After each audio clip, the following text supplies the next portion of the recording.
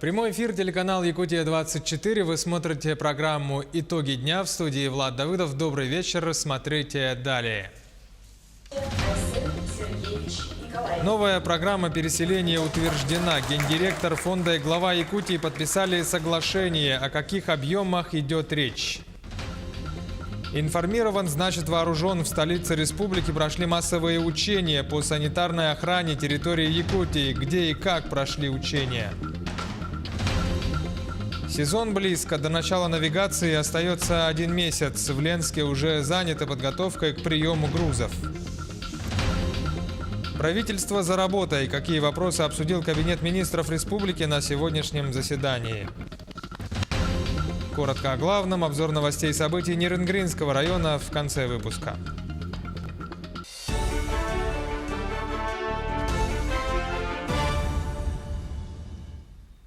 Крупный энергоэффективный жилой квартал появится в Якутске. Его построят по Вилюйскому тракту. Сегодня на территории предстоящего строительства заложили символическую капсулу. 1 миллион квадратных метров жилья, 2 с лишним тысячи новых квартир. В часть из них переедут жители аварийных домов, которые вошли в программу переселения на период с 2019 по 2024 годы. Во многих муниципальных образованиях, в первую очередь наших крупных, мы настаиваем на том, чтобы как раз подход максимально муниципалитета нам обеспечивали вот такой квартальной застройки, то есть чтобы земельные участки были выделены исходя из принципов квартального, ну и, конечно, соответствующей инфраструктуры. Могу сказать, что и в Алдане, например, и в Нерюнгре, в Ленске такие подходы уже приняты, по ним отрабатываются.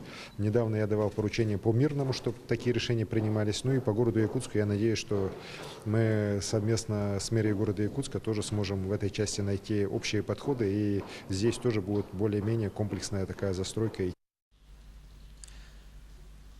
Тем временем новая программа переселения в Якутии уже утверждена. Сегодня в правительстве республики руководитель Фонда содействия реформированию ЖКХ России Константин Цицин и глава республики Айсен Николаев подписали соответствующее соглашение. Республика заявила самый крупный объем жилого фонда в стране, который необходимо переселить. Это 1 миллион 420 тысяч квадратных метров. На всю программу требуется 93 миллиарда рублей. Из федерального бюджета финансирование составит 66 миллиардов. К слову, это 10-я часть всех денег, заложенных на реализацию этой программы по всей России. Тот путь, который Республика Саха-Якутия на сегодня выбрала и централизовала заказ на уровне республики, по нашему мнению, при таких реализациях проекта и при такой небольшом времени он наиболее правильный, поскольку муниципалитетам по-любому нужна постоянная помощь, и в первую очередь даже с точки зрения подрядных организаций. Поэтому я уверен, что здесь сейчас будет все нормально. Тем временем жители аварийного дома по улице Шавкунова в Якутске платят за мусор, который не убирают. Управляющая компания собирает плату, но при этом фактически не выполняет свои обязательства. Наш телеканал не раз об этом рассказывал, а проблемы до сих пор никак не решаются. Подробнее в репортаже Сусанны Рожиной. Практически весь аварийный жилфонд города находится в ведении управляющей компании «Юнион». Жильцы аварийных домов жалуются на то, что работы ни по уборке, ни по очистке территорий не проводятся. При этом руководство управляющей компании бодро отчитывается о якобы проделанной работе. Именно по Шавкунова 74, но все, что в тарифе есть в муниципальном, все работы проводятся. То есть техническое обслуживание, подготовка дома к зиме, промывка системы отопления. Содержание санточки тоже. Содержание санточки, но я сейчас прям смотрю на эту санточку, и там кажется, что мне реально несколько лет там ее не убирали, не то что каждый месяц. Нет, там вывоз идет раз в неделю этой точки. Там не могли ее оставить. У нас да? По центру, получается, раз в неделю идет поток. Вот пусть приедет и посмотрит. Приедьте и посмотрите, как мы в говне тонем. А вы заявки подавали, нет, жильцы? А при чем здесь заявки? Если вы говорите, раз в неделю это все вывозится. При чем тут заявки? Нет, у вас, подождите, у вас претензии к чему вообще? У нас претензии. Вот вы вызовете своего мастера и пусть приедет, посмотрит, чтоб Где санчистка проводится у вас? Раз в неделю вы говорите. Посмотрите. И туалет посмотрите. Это вы считаете, что у нас управляющая компания «Юнион», вы считаете, что это убирается здесь? Посмотрите, ямы не чистились лет 10, куда сливается вся эта, наша, потому что у нас ведерно-выносная система. Как жить? Посмотрите, вот эта помойка, потом все будет, это будет все под домом.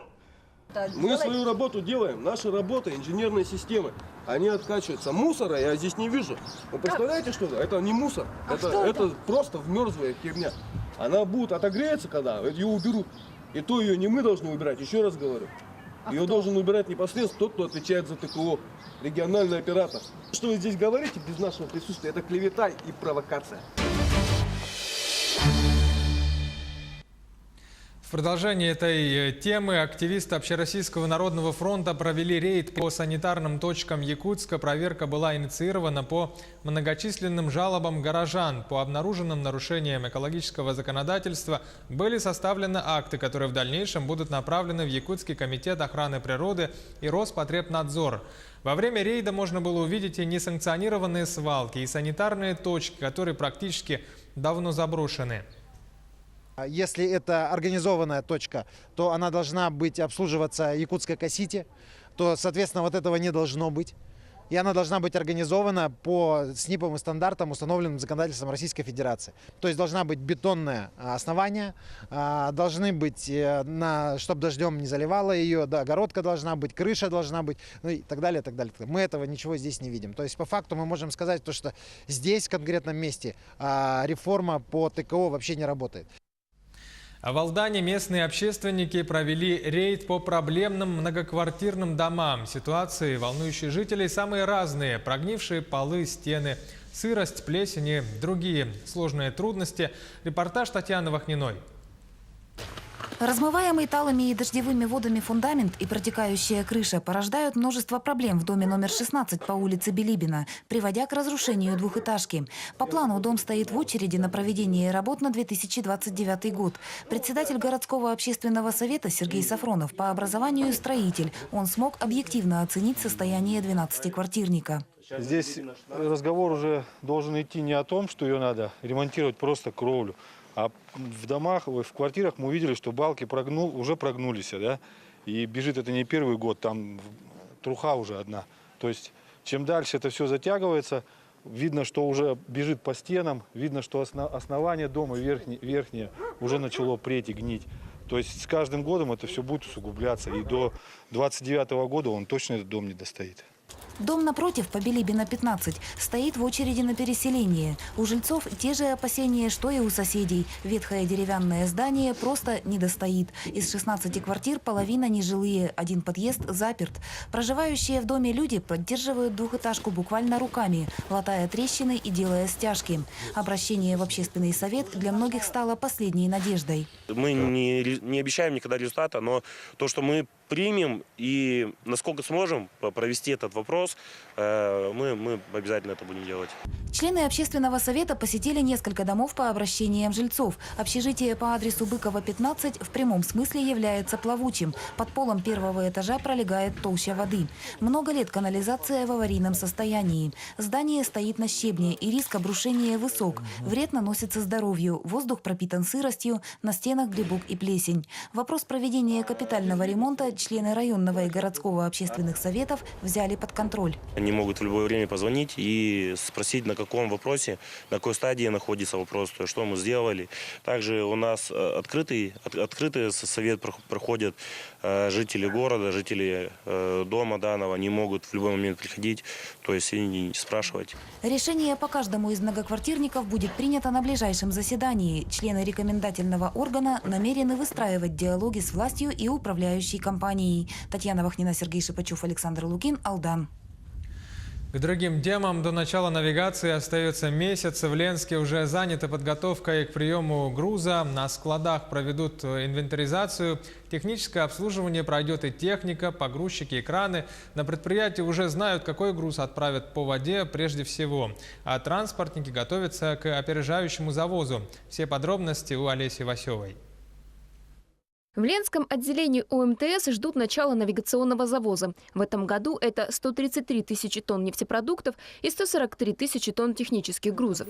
Генеральный объем, как всегда, поступит в Ленск из Усть-Кутского отделения. Это широкая номенклатура, начиная взрывчатыми веществами и заканчивая спецтехникой. С так называемого нижнего направления, с Максоголоха, ждут цемент и клинкер. Они составляют значительную часть всего объема техгруза – 54 тысячи тонн. Мы на сегодняшний день понимаем, что мы будем получать, перерабатывать и хранить, и отгружать по предприятиям. В отделе логистики МТС консолидируется общая так называемая ведомость или график поставки товаро-материальных ценностей, оборудования.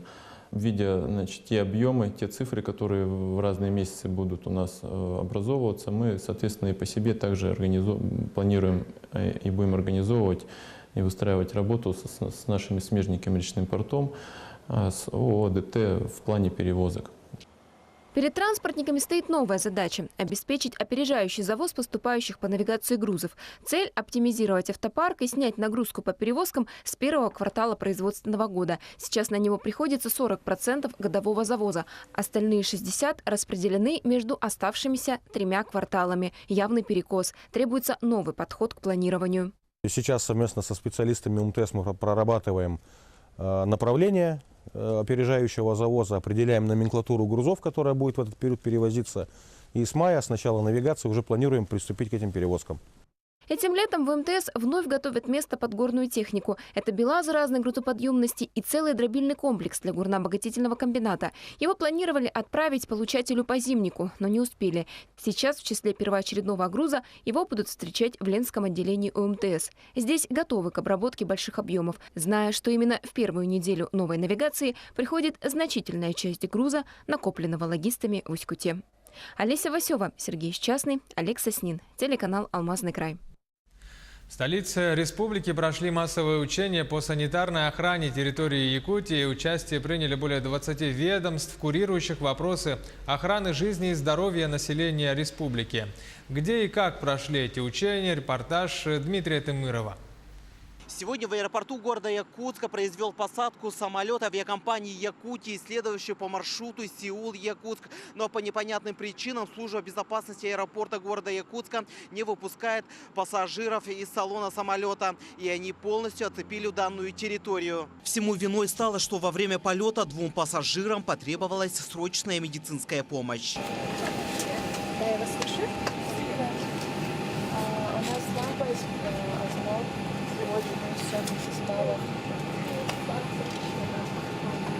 Можете сказать ваш возраст? Мне 25, а дочке 6. Вы путешествуете только вдвоем? С семьей, отец. Хорошо. У вас есть симптомы какие-нибудь? Его нет. Вот мы вдвоем. 14:30 поступил сигнал бортпроводника. Пассажиры путешествуют с семьей, 3 человека, отец, жена и дочь. Они выполняли рейс из Сеула в Якутск. 10 дней они пребывали в Таиланде, пожаловались на температуру, боль в суставах у жены и у ребенка, головная боль. Больных пассажиров тут же пересадили на другое место. Об инциденте доложили в службу безопасности аэропорта, в управление Роспотребнадзора, а также в службу медицинской помощи. Вот эти мероприятия проводим постоянно. Отрабатываем все вот эти моменты, которые могут произойти в самолете, вылетающих из Средней Азии, Юго-Восточной Азии. Так как наши жители Якутии часто любят туда летать. И поэтому вот эти мероприятия, они очень нужны нам. Потому что мы отрабатываем все вот эти действия. Далее в рамках учения инфицированных пассажиров выводят из салона самолета и увозят в медицинское учреждение на карете скорой помощи в специально оборудованной тележке. Других пассажиров также проверяют, а салон самолета дезинфицируют. Проведение таких учений имеет большую значимость для всех служб, которые принимают участие в мероприятии, так как в Якутске уже были случаи завоза опасных вирусов из других стран. Ежегодно выявляется по 5 случаев выявления больных на воздушном судне. В прошлом году зарегистрировано 6 случаев лихорадки денге в Республике Саха-Якутия. Это 2 семейных очага. Все случаи были связаны с отдыхом туристов в Таиланде и в Вьетнаме. Роспотребнадзор Якутии напоминает, в преддверии сезона отпусков позаботиться о своей безопасности. Перед вылетом в другие страны получить все необходимые прививки. Сейчас во многих азиатских странах, да и Европы в целом, наблюдаются вспышки лихорадки Дика, денге, холеры и чумы. Дмитрий Тымыров, Семен Семенов, Якутск. Короткая пауза, 30 секунд. Оставайтесь с нами и смотрите далее во второй части. Правительство за работой. Какие вопросы обсудил Кабинет министров республики на сегодняшнем заседании? Коротко о важном. Обзор новостей и событий Нерюнгринского района в конце выпуска. Сезон корализации. В республике началась ежегодная вакцинация северных домашних оленей. Прямой эфир Якутия-24. Итоги дня. Продолжаем выпуск. В республике расширяется круг получателей льгот. Вопрос социальной поддержки стал ключевым в повестке заседания правительства региона. Сразу несколько докладов представил Госкомитет занятости населения. Так, в этом году появятся 2 новых механизма, направленных на занятость инвалидов. Из регионального бюджета предоставят субсидии на организацию сопровождения инвалидов молодого возраста при получении ими образования и при трудоустройстве. Также другие выплаты направят компаниям для оборудования специальных рабочих мест. Чтобы привлечь к занятости работодателей, то мы предложили субсидировать тоже часть заработной платы в течение 4 месяцев, и при этом часть тоже, скажем так, затрат предложили на наставника, который будет работать с этим молодым человеком, чтобы в течение 4 месяцев этот молодой инвалид мог бы себя показать и адаптироваться на новом рабочем месте. И второе направление – это вот непосредственно при создании специализированных рабочих мест, то, соответственно, если есть затраты у работодателя, то республика готова часть затрат субсидировать за счет бюджета до 120 тысяч рублей за одно рабочее место. Добавим, что ежегодно в Центр занятости населения обращаются 1300 граждан с ограниченными возможностями здоровья. На сегодняшний день 600 человек состоят на учете. В прошлом году из числа обратившихся удалось трудоустроить 40%. Более 2,5 миллиардов рублей для повышения рождаемости на Дальнем Востоке. Такую сумму выделило правительство страны из резервного фонда. Теперь в регионах появятся 2 новые выплаты. Единовременная при рождении первого ребенка и региональный материнский капитал при рождении второго. Первая выплата будет равна двукратной величине прожиточного минимума на ребенка. В этом году она составит в среднем 30 900 рублей. Региональный мат-капитал установлен в размере 135 900 рублей. Эти выплаты получат семьи, где первые и вторые дети родились с 1 января текущего года. 2800 человек – такова потребность Якутии в целевой подготовке специалистов на 2019 и 2020 годы. Об этом сообщил министр образования и науки региона Владимир Егоров. По его словам, в рамках целевой подготовки кадров Якутии сейчас обучаются около 2100 человек, из них 1100 человек за пределами республики, а 1000 на территории Якутии. Наибольшая потребность существует по направлениям здравоохранения и медицинские науки, инженерное дело, технологии и технические науки, образование и педагогические науки. Данные об изучении родных языков будут вносить в школьные аттестаты. Министерство просвещения России подготовило приказ, согласно которому в аттестат об общем образовании и среднем общем образовании добавят информацию о том, какой родной и какой иностранный язык изучал выпускник школы. Ведомство с 2015 года ведет мониторинг изучения родных языков. По данным, в прошлом году изучался 81 язык из числа языков Российской Федерации. Профсоюзы республики сегодня рассказали о планах на 1 мая за справедливую экономику в интересах человека труда. Именно эти слова станут лозунгом для праздничных колонн во время шествия трудовых и учебных коллективов. Парад весны труда возглавит колонна представителей Года театра в России и консолидации в Якутии. И первыми по главной улице пройдут школьники. Напомним, что в прошлом году на парад вышли 124 тысячи человек в регионе, из них 62 тысячи в Якутске. В этом году в Нерюнгри помимо шествия запланированы библиотечные уроки «История 1 мая», а в Мирном парад завершится молодежным флешмобом и концертом. Единственное, что может немного омрачить праздник, это погода. День обещает быть пасмурным, ожидается снег.